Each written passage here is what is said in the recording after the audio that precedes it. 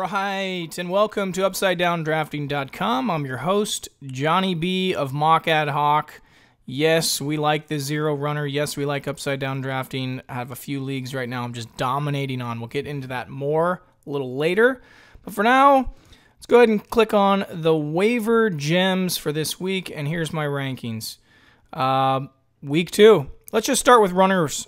In the green light situation here, there's not a guy listed here on my list, but I think you have to have him, and that's Denver running back Thompson. This is a long-term play. I don't care if you're in a small league or a mid-size or maybe even a large league. Doesn't matter. I don't care. He's a great stash for right now. And shoot, he could get the starting job. I mean, he's going to beat out Ronnie Hillman in my opinion, so don't sleep on Thompson. He's the guy I really want, but if you're in a league where there's some waiver budgeting and things like this, I think Dion Lewis, you're going to have to put up some money. I think you're going to have to put up probably 36, 37% of your budget. David Johnson, Arizona, another guy, probably more like 18% of your budget.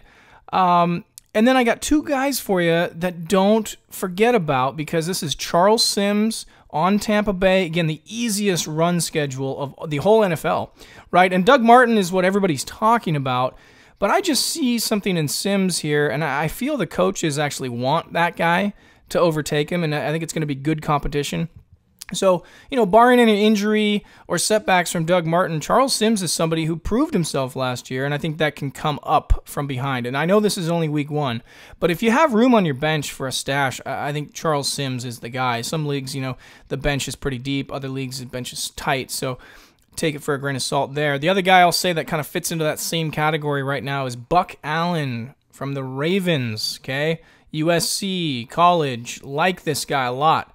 Again, another guy that I want to make sure people are aware of, because right now, Justin Forsett, he's the guy, but I'm starting to see some things right now where Buck Allen can take over later in the season, and it's too hard to try to chase these guys later before they hit the radar. Again, if you've read my book, you want to get these planes that are landing way, way outside the tower or the runway on their descent, right? Because by the time they come on radar screens, it's over, man. You're going to be fighting with other people. You want to grab these guys before your other league mates. To the right of the screen, we got Benny Cunningham, Matt Jones. Hold steady on these guys. Devontae Adams, hold steady. Funchess, hold steady. I don't really have anybody to drop necessarily. I think you guys know what to do there. So, don't give up on these guys yet. It's too early for that. Let's scroll down to the wide receivers real quick. Again, this is just an upside minute, so I'm going to make this real short and sweet. Everybody knows it's James Jones. I drafted this guy, but for those of you that did not get him on your team, you're going to have to spend some money if it's an FAAB league. I think you're probably going to have to go 38 to maybe even 40, 50% to get him, because everybody's going to want him the way he's playing and Rodgers is looking right now.